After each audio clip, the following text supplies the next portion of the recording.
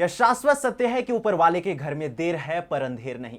वर्ष 2020 में कोरोना ने जितना त्रास दिया था, उससे अधिक वो त्रास तब बढ़ गया जब जून माह में बॉलीवुड के उभरते सितारे सुशांत सिंह राजपूत की संदेहास्पद स्थिति में मृत्यु हो गई थी।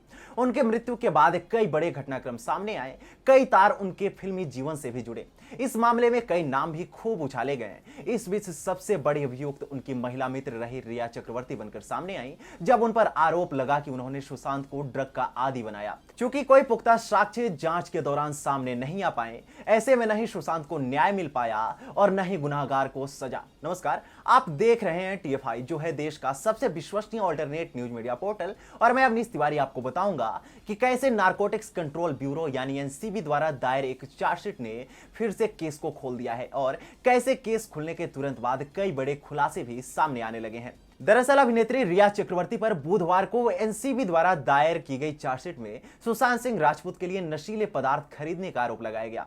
एनसीबी द्वारा दायर एक चार्जशीट में उन्हें और 34 अन्य लोगों को हाई प्रोफाइल मामले में आरोपी बनाया गया है। 6000 पन्नों की चार्जशीट के माध्यम से यह पता चलता है कि कैसे रिया चक्रवर्ती सुशांत सिंह राजपूत को देने के लिए ड्रग्स खरीदा करती थी और सुशांत को देती भी थी। चार्जशीट के मुताबिक रिया अन्य आरोपियों अपने भाई शोएक चक्रवर्ती, सैमुअल मिरांडा और दीपेश सावंत से ड्रग्स लेकर सुशांत को देती थी। एनसीबी की चार्जशीट में कई खुलासे करते हुए कहा गया है कि उक्त सभी आरोपियों ने सुशांत सिंह राजपूत को नशे का आदी बना दिया और यह ड्रग्स उन्हें रिया ही दिया करती थी। यह जो पूरा गिरोह था, यह अकेले रिया को ही ड्रग्स सप्लाई नहीं करता था। बॉलीवुड के कई स्टार किड्स, अभिनेता अभिनेत्री इसके नियमित ग्राहक हुआ करते थे। जिन धाराओं के तहत इन पर मामला बनाया गया है वो कोई आम धाराएं नहीं है, बेहद गंभीर धाराओं के तहत केस दर्ज किया गया है।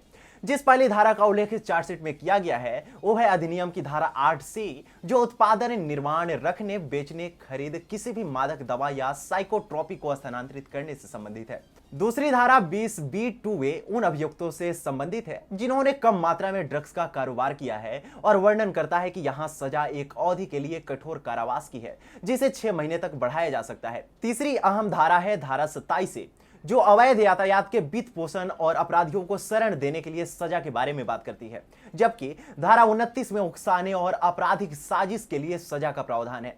धारा 30 तैयारी के बारे में बात करती है। यदि कोई व्यक्ति ऐसा कुछ भी करने की तैयारी करता है या करने से चूक जाता है जो एक अपराध है, या वो धाराएं हैं जिसका उल्लेख चार्जशीट में किया गया है। यदि रिया चक्रवर्ती और अन्य आरोपितों पर आरोप सिद्ध हो जाते हैं तो उक्त धाराओं के अंतर्गत उन्हें 10 साल की सजा हो सकती है। उक्त सभी बातों से पता चलता है कि कैसे एनसीबी की चार्जशीट के अनुसार रिया चक्रवर्ती एक बार नहीं अनेकों बार सुशांत सिंह राजपूत को ड्रग्स दिया करती थी।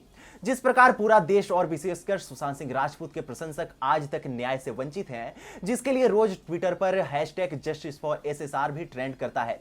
अब बस न्याय आने की देर है, तभी यह सारे द्रवित चेहरे कुछ संतुष्टि का भान कर पाएंगे।